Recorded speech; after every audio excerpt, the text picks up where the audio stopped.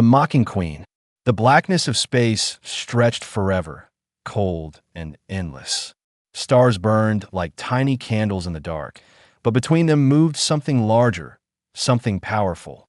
The alien empire's flagship was a monster of steel, bigger than any human ship had ever seen. And at the center of it, upon a throne made of bone and crystal, sat the alien queen. Her eyes glowed like twin suns, bright with pride and cruelty. Her skin shimmered silver blue, as if her body itself was born from starlight. She ruled her empire without mercy, and no one dared question her. But today was different, because today she faced humans for the first time. The human fleet came not as invaders, but as explorers. They wanted peace, they wanted trade, they wanted knowledge. But when the queen looked at their faces on the communication screen, she laughed. Her voice was sharp, cutting, echoing through her chamber like broken glass. "Pathetic creatures," she said. "You cling to each other as if touch can save you. You hold hands in fear. You whisper love in battle. Do you not see how weak you are? Love is nothing but a chain, a disease that makes you slaves to emotion." The human soldiers stood silent at first. Their weapons were small compared to her warships. Their lives were nothing compared to her armies. But even then, none of them bowed, none of them begged. And this made the queen smile because she loved to see courage crushed. Among the humans stood one man. He was not the tallest, not the strongest, but there was something in his eyes that caught the queen's attention. A fire, a stubborn light, the kind that refused to die. When the queen mocked him again, he stepped forward. His voice was calm, steady, but filled with strength. "You laugh at love because you do not understand it," he said. "Love is not weakness. It is the reason we survive. It is why we fight, why we endure, why we rise again even when broken." The queen's laughter froze for a moment. For the first time in centuries, her smile faltered. This man, this human, dared to speak as if her empire meant nothing, as if his little words could fight her endless armies. She leaned forward, her golden crown catching alight. "You speak boldly for one so fragile," she said. "Tell me, human, when your bones break and your blood spills, will love put your body back together?" But the man did not flinch. He looked straight into her burning eyes, and his lips curved into a small, unshaken smile. "No," he answered, "love is not magic. It does not stop death. But it gives us something greater than fear. It gives us reason to face death without bowing to it." The queen's chamber fell silent. Even her generals shifted in unease. The idea was strange to them, even dangerous, for they had lived their whole lives in a world without kindness, a world of war, power, and hunger. But the queen, she only laughed louder. Her voice filled the halls like thunder. "You are a fool," she said, her smile cruel again. "A charming fool who believes in stories." She waved her hand as if dismissing him. "To love is to surrender, and I do not surrender." Still, in the deep corner of her heart, something moved.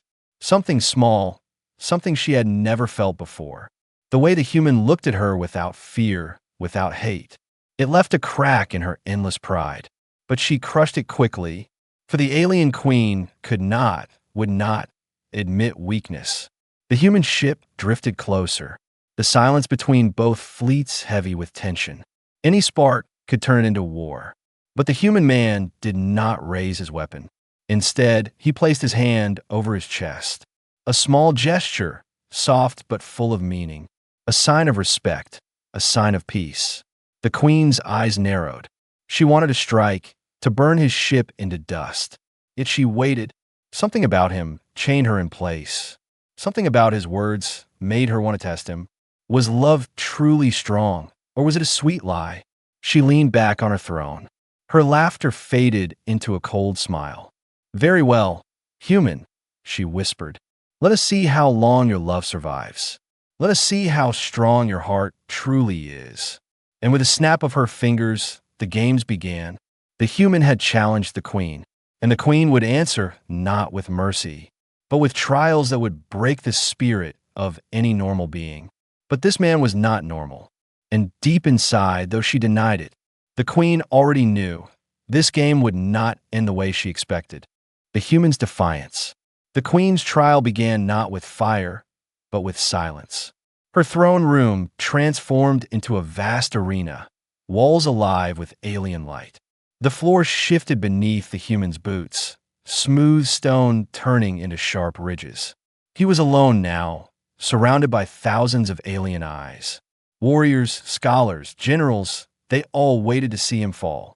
The queen rose from her seat, her voice like a blade cutting through the air. "Human," she said, "you claim that love is your strength. But in this chamber, love cannot shield you. Here, there's only fear, and only power survives." The man stood tall, though his breath grew heavy. He had no armor, no weapon, only his own resolve. But still, his eyes carried the same fire. "I do not fear your tests," he answered, "because what I carry cannot be broken by stone or blade." The queen raised her hand, and the floor split open. From the pit below crawled creatures of her empire, twisted beasts with jaws like steel and eyes glowing red. They hissed, claws scraping the floor, their hunger echoing in the chamber. The crowd roared in approval. They had seen warriors die in this arena, torn apart, but never had they seen a human face the trial. To them, he was already dead. The beasts circled him, slow at first, then faster, their breath hot, their teeth flashing. The human clenched his fists, his heart beating like thunder. He knew he could not fight them with strength, but strength was not his weapon. When the first beast leapt at him, he rolled aside, narrowly escaping its claws. Another came from behind, jaws snapping near his throat. He ducked low, sliding across the floor. Every move was instinct, every step born from will to survive. The queen leaned forward, her eyes narrowing. She expected fear in his face, but what she saw was something else. Focus, calm, even a strange kind of grace. Each time the beast struck, he moved not with panic, but with purpose, as if he was protecting something greater than himself. Finally, when the beast lunged too far, the human grabbed a shard of stone from the broken floor, and with all his strength he struck. The shard pierced the creature's eye, and it fell with a shriek. The arena gasped. The humans were supposed to be fragile. They were supposed to break quickly, yet here was one standing tall among monsters. Blood on his face, sweat dripping from his brow, but unbroken. The queen smiled, not in joy, but in curiosity. She had seen warriors fight with rage. She had seen soldiers fight with loyalty to their empire. But never had she seen someone fight with such quiet determination. No desperation, no begging for life. Only steady resolve. She spoke again, her voice echoing across the chamber. "Tell me, human, why fight so hard for a life that can end in a breath? Why not surrender and let death take you quickly?" The man turned to face her, his chest rising and falling with each breath. He wiped the blood from his cheek, his eyes locked on hers. "Because surrender is emptiness," he said, "and life without meaning is worse than death. I fight because someone must. I fight because love is not about my survival alone. It is about what I protect." His words silenced the chamber. Even the beasts paused, as if the sound of his voice carried power.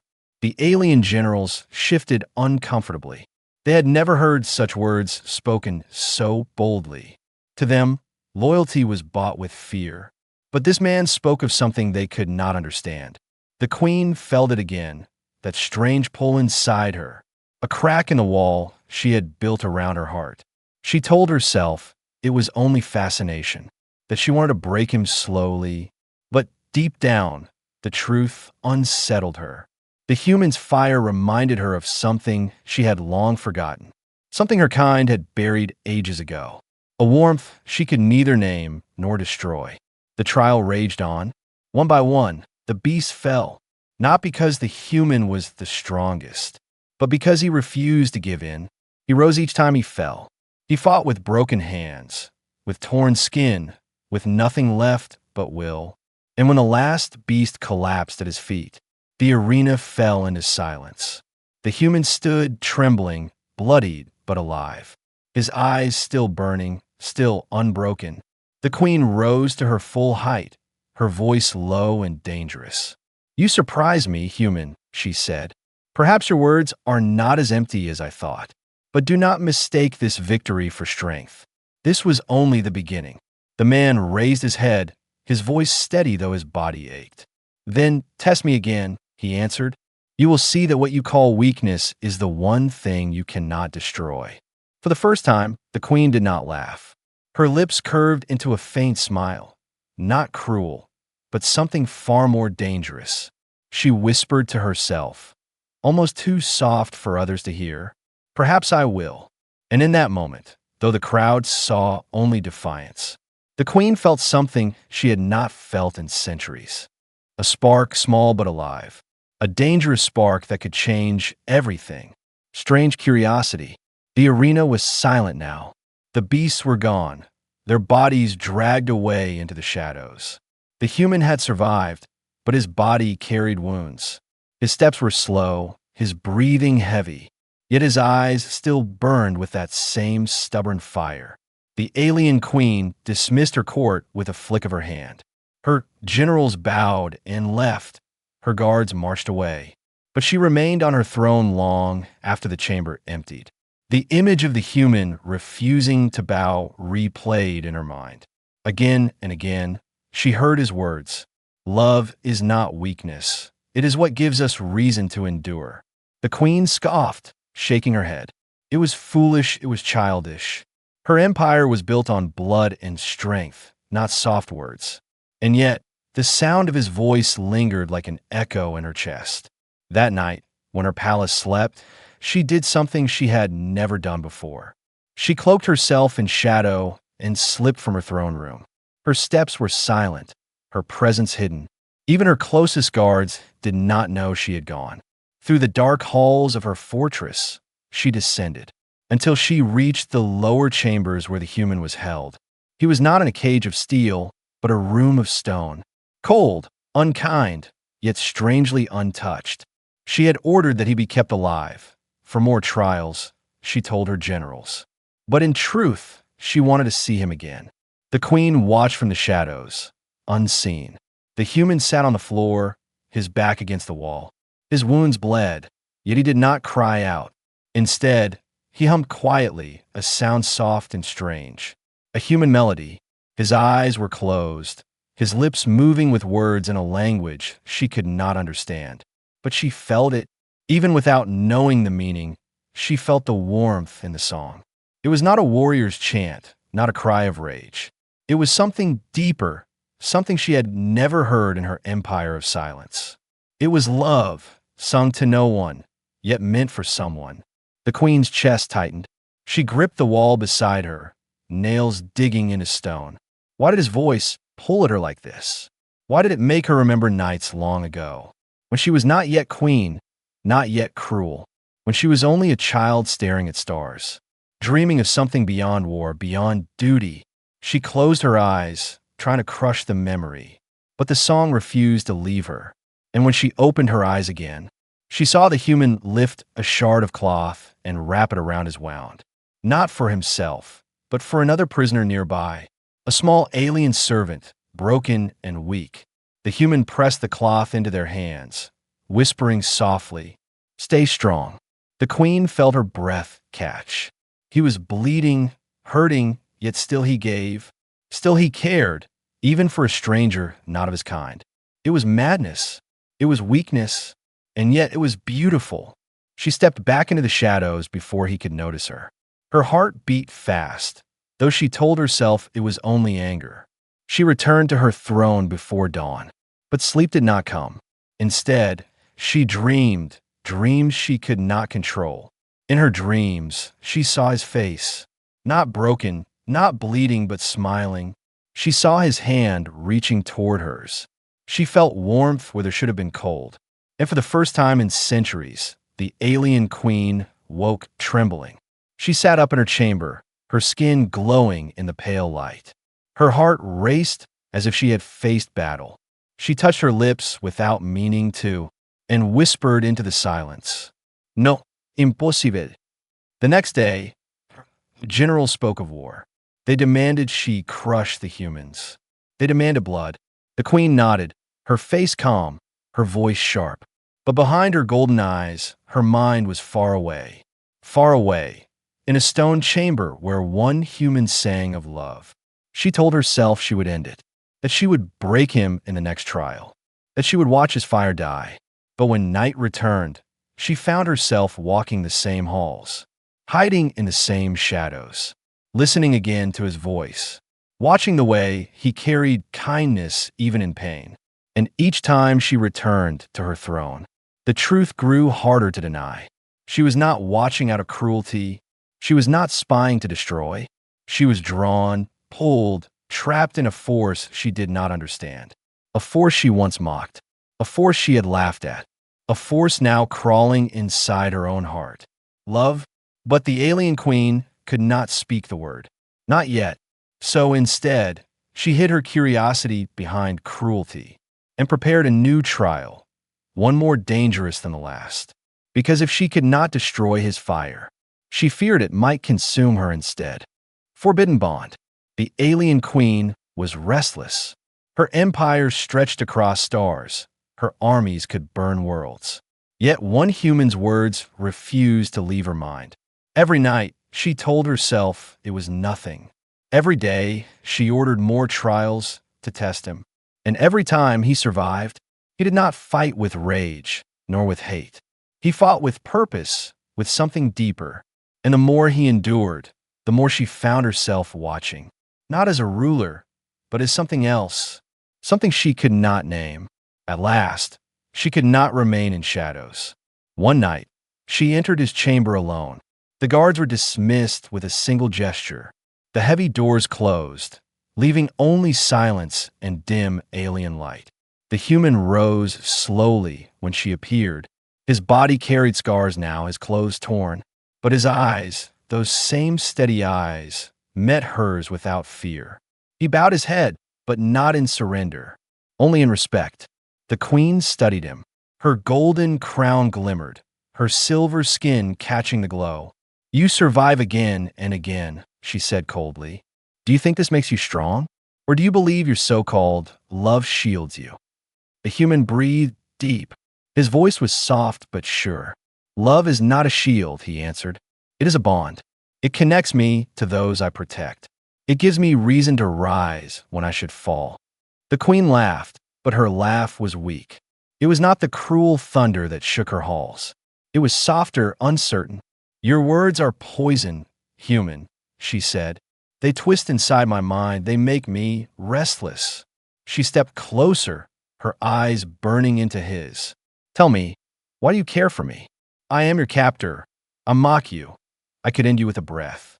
Yet you still look at me without hate." The human did not step back. He held her gaze with quiet strength. "Because hate is easy," he said. "Anyone can hate. Anyone can destroy. But love is a choice. And I choose to see more in you than the mask you wear." The queen's breath caught. No warrior, no general, no ally had ever spoken to her like this. She ruled with fear, with cruelty. But this fragile human looked at her as if she was more than a crown, more than a weapon, as if she was a being worth saving. Her hand trembled before she realized it. And then she touched his face, her cold fingers against his warm skin. The human did not flinch. He closed his eyes for a moment, as if savoring the touch. Something inside her cracked, something she thought had died long ago. Her lips parted, words slipping out like a whisper. "I do not understand this feeling," she admitted. "It frightens me more than war. It is dangerous, forbidden, yet I cannot stop it." Before she could pull away, the human spoke. "You don't need to understand it," he said. "You only need to feel it. That is what makes it real." The queen's heart pounded. She hated the weakness in her chest. She hated the fire in her skin. And yet she leaned closer, her face inches from his, her voice breaking. "Then show me, human, show me what this love is." And in the silence of that alien chamber, the alien queen and the human shared a kiss. Not soft, not delicate, but fierce. A clash of worlds, of power and fragility. Her lips were cold fire, his were burning warmth. And in that moment, both felt the universe shift. But the bond was not hidden for long. The heavy doors burst open. Her guards froze in shock. Her generals entered with fury in their eyes. They had seen what no one should see. Their queen, the untouchable ruler, kissing a human prisoner, the hall filled with gasps, with whispers of betrayal. The queen pulled back, her expression hardening like stone. But inside, her heart screamed. The human stood calm, even as blades were raised against him. He looked at her and whispered, "Do not be afraid." The general shouted, "This human corrupts you. He must die." They demanded blood, demanded proof of her loyalty. The queen turned to face them, her silver skin glowing, her voice sharp and thunderous. "You dare question me?" she roared. "I am your queen, and my will is law." The soldiers lowered their heads, but suspicion filled their eyes. They would not forget what they had seen, and the queen knew it. When the chamber emptied again, the human whispered softly, "They will not forgive this." The queen closed her eyes, her voice low, "Nor will I forgive myself." Yet even as she said it, her lips still burned from the kiss. Her heart still raced with a dangerous truth. She had mocked human love. She had cursed it as weakness. But now she had tasted it, and there was no turning back. The betrayal. The queen's empire was built on fear. Fear of her armies, fear of her throne, fear of her command. But fear is fragile. And the moment her guards saw her kiss the human, cracks began to spread. In the halls of her fortress, whispers crawled like poison. "The queen has betrayed us," one voice said. "She touched a human. She loves a human," another hissed. The generals gathered in secret chambers, their faces carved in stone. They spoke of her weakness, her corruption. And slowly, the word spread. If the queen had fallen, then the empire itself was in danger. The queen sat on her throne, her golden crown heavy on her head. Her generals stood before her, their armor black as the void. They bowed, but their voices carried blades. "Your Majesty," one said, "your people demand proof. They must see that your heart still belongs to the empire. Kill the human. Kill him before all, and loyalty will be restored." The chamber grew silent. The queen's burning eyes flicked toward the man who stood chained nearby. Blood stained his wrists, his body still scarred from trials. Yet he stood tall, watching her with the same calm fire. No fear, no anger, only quiet strength. For a moment, her silver hands trembled on her throne. Every eye in the chamber waited. Would she lift her blade and strike him down? Would she prove herself the queen of iron and not a woman of weakness? The human spoke softly, his voice carrying across the hall. "If ending me saves you, then do it. But remember, Queen, love is not killed by a blade. It only grows stronger in the memory of those who saw it." The queen's chest tightened. Her empire wanted his death. Her generals demanded it. And yet, she could not do it. She rose slowly from her throne. Her shadow stretched across the chamber like wings of night. Her voice thundered through the air. "No one commands me," she declared. "No one tells the queen whom to kill. This human lives by my will. And if my empire sees weakness in mercy, then let them tremble." The generals bowed, but rage burned in their eyes. They would obey, but only for now. Already, betrayal formed in their hearts. That night, the queen returned to the human's chamber. Her steps heavy, her mind torn. When the doors closed, she let her mask fall. Her voice broke. "They will not forgive me. I have protected you, but in doing so, I have betrayed my empire." The human stepped closer despite his chains. "You did not betray them," he said gently. "You betrayed fear, and fear was never worth your throne." Her eyes glimmered. "Do not speak as if this is simple," she snapped. "My people will rise against me. They will not accept their queen bound to a human." He smiled faintly. "Then let them rise, and you will rise higher, not as their prisoner, not as their weapon, but as something greater. The queen turned away. His words stirred fire inside her chest. But fire burned both ways. It could warm or it could consume.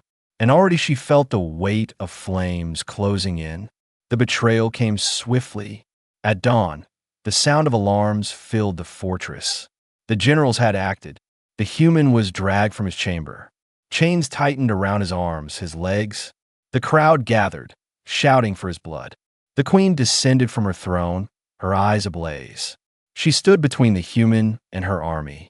Her voice shook the walls. "Stand down," she roared. But the generals no longer bowed. One stepped forward, his blade gleaming. "You are no queen," he spat. "You are a slave to weakness. And weakness cannot rule the stars." The crowd roared in fury. The human was forced to his knees. The general lifted his sword to strike. And in that moment, the queen made her choice. With one swift motion, her arm shot forward. A blast of power surged from her hand. The general screamed as he was thrown across the chamber. His armor shattered, his body broken. The hall fell silent. Every soldier stared at her in shock. The queen's voice thundered. "Listen well. I am your queen, and I will not kill this human. If you see this as betrayal, then let it be so, for I will betray fear before I betray my own heart." Gasps filled the hall. Some soldiers dropped to their knees, still loyal. Others turned away with hatred burning in their eyes. The empire itself was breaking, and the queen knew it. That night, she stood alone on her balcony. The stars stretched wide above her, her empire restless below. And for the first time in her reign, she felt not untouchable, not eternal, but fragile. The human was brought to her side. Their eyes met in the starlight. He whispered softly, "You risked everything." The queen looked away, her voice low. "I did not risk it. I lost it." But even as she spoke, her hand reached for his, and when their fingers touched, she knew the truth she could no longer deny. She had mocked love, she had cursed it, but now it had become her crown. And her greatest betrayal was not to her empire. It was to the self she once was. The revelation. The queen was not herself. Her throne felt heavier each passing day. Her empire trembled on the edge of rebellion. And yet, when she closed her eyes, it was not war she thought of. It was him, the human who would not break, the human who touched her heart. But something else had begun, something strange. Her body, once perfect and unchanging, was shifting. At first it was small, moments of weakness, strange warmth under her skin. Then came the visions, flashes of light, echoes of two heartbeats where only one should be. The queen told no one, not her generals, not her healers, not even him. She feared what they would say, for her kind did not create life as humans did. Their children were chosen, engineered, born of science and control, never of passion, never of accident, never of love. But her body betrayed her secrets. One night, as she stood alone before the mirror of stars, she placed her hand against her stomach and felt it, a pulse faint but real. Her eyes widened, her lips parted. "No, it cannot be," she whispered. In that moment, the alien queen, ruler of countless worlds, felt fear, not of war, not of death, but of the life growing within her. A life she had never thought possible. The human noticed her silence. Her fire seemed dimmer, her voice unsteady. When he finally dared to speak, his words were gentle. "You are hiding something," he said. "I can see it in your eyes. You fight battles inside you even greater than the ones outside." She turned away, her voice sharp. "You know nothing of what I face." But he stepped closer, his chains clinking softly. "I know the look of someone carrying more than themselves," he said. "My people know this look well." Her chest tightened. For a long moment, she said nothing. Then, slowly, her hand drifted again to her stomach. Her voice dropped to a whisper. "There is something." The human froze.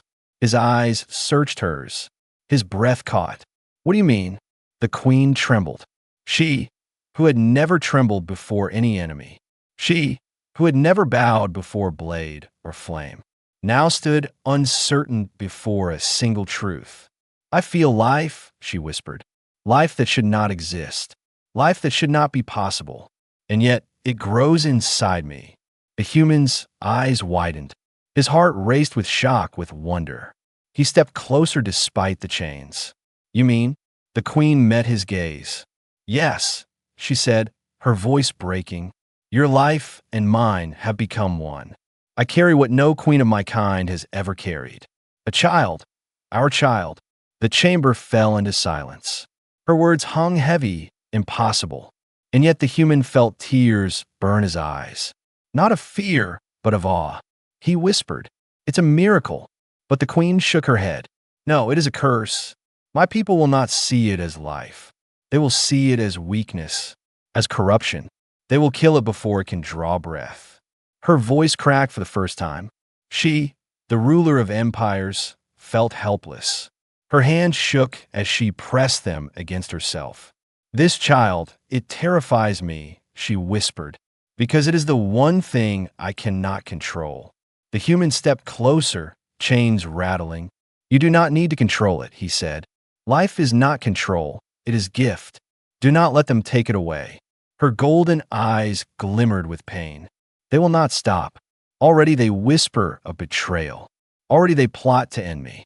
If they learn of this—" The human interrupted, his voice firm. "Then we protect it together." He lifted his chained hands. "I may be only a man, but I will stand with you. And if your empire wants war, then let them see the power of what they fear most, love." The queen closed her eyes. A tear slid down her silver cheek. She had not cried since she was a child, but now she let fall. For in that moment she understood. This child was not curse. This child was proof. Proof that love was stronger than pride, stronger than fear, strong enough to create life where none should exist. Yet danger coiled closer, for in the shadows of her palace, her generals had learned fragments of the truth. They had seen her weakness. They whispered of the impossible, and they vowed to end it before it was born. The queen held her stomach. Her eyes burned with fury and fear, and she whispered to herself, "I mock human love, but now I carry it inside me, and I will burn this empire to ash before I let them take it away." The queen's choice. The empire was breaking. Whispers turned into fire, and fire turned into rebellion. Her generals had declared her unfit to rule. Her armies, once loyal, now split in two. Half swore to follow her still. Half swore to destroy her. The queen stood at the highest balcony of her fortress. The stars stretched endless above her. The human at her side, chains finally shattered, and within her, the faint pulse of a second life. A heartbeat that did not belong to the empire, but belonged to something new. Below, her enemies gathered. The generals marched with soldiers and machines of war. Their voices thundered. "Kill the traitor queen. Kill her child before it is born." The queen's crown glimmered in the starlight. Her hand pressed against her stomach. Her eyes burned with fury. And yet, inside her heart, there was fear. Not for herself, but for the life she carried. The human placed a hand on her arm. His voice was steady. "You do not have to fight them alone. You once told me love was weakness, but now you know the truth. It is the one strength they cannot kill." The queen turned to him. Her lips curved into a faint, trembling smile. "You are bold, human," she whispered. "Perhaps too bold." She closed her eyes for a moment, and when she opened them, the ruler returned. But not the same ruler who mocked love. This was a queen reborn. She stepped forward, her voice thundering across the sky. "My people, hear me." The armies fell silent. Her words carried not only power, but something far more dangerous, conviction. "You call me traitor," she roared, "because I chose love over fear. You call me weak because I carry life that is not like yours. But know this, fear builds nothing. Hate gives nothing. Only love can shape the future. And this child, our child, is the future Gasps filled the crowd. Her generals snarled in rage. She admits it. She carries the human spawn. Enter now. Blades lifted, cannons charged. The air trembled with the promise of death. But the queen raised her hand, and the skies themselves shook. Power surged from her body. Her voice thundered like a storm. If you strike me down, then strike. But know that you do not kill weakness. You kill the only chance for our people to become more than war. You kill the only chance to escape the prison of fear you worship. Her words burned through the army like fire through dry grass. Some soldiers lowered their weapons. Some stepped back in doubt. Others still aimed, torn between fear and loyalty. The human stepped forward, standing beside her. No crown, no throne, only his voice. Your queen is not falling. She is rising, and you can rise with her, or be buried in the ashes of your hate. The moment hung heavy. The empire itself seemed to hold its breath. Then one soldier knelt, then another, then dozens, hundreds. The sound spread like a wave, until half the army fell to their knees. But the generals did not bow. One stepped forward, his eyes blazing. "You are no queen of mine," he spat. "You are dead." He raised his blade, charging. But the queen struck first. A single blast of power erupted from her hand. The general's body shattered into dust before the crowd, and silence followed. The queen stood tall, her silver skin glowing, her eyes fierce. And for the first time, her voice softened. "I am not the queen you once knew. I'm more. I am mother. I'm future, and I will protect this child until my last breath." The crowd trembled. They had seen her power before, but now they saw something greater. A ruler willing to fight not for empire, but for love. That night, the rebellion fractured. Some fled into the shadows. Others bent the knee. The war was not over, but something had changed forever. In the silence after battle, the queen stood with the human on the balcony once more, the stars endless above them, her hand pressed to her stomach, the faint heartbeat within growing stronger. The human whispered, "You won today, but the war will come again." The queen nodded. "Yes," she said, "but when it does, I will not face it alone, and neither will this child." The human placed his hand over hers, and in that simple touch, the universe itself seemed to shift. For deep in the silence of space, beyond the stars, something ancient stirred, watching, waiting, drawn by the impossible. A child born of two worlds, a child of love. The queen lifted her head, her voice soft. "Let them come. Let them all come. For this is not the end. This is the beginning." And the sound of her unborn child's heartbeat echoed louder than the drums of war. A promise, a warning, a future that would change everything.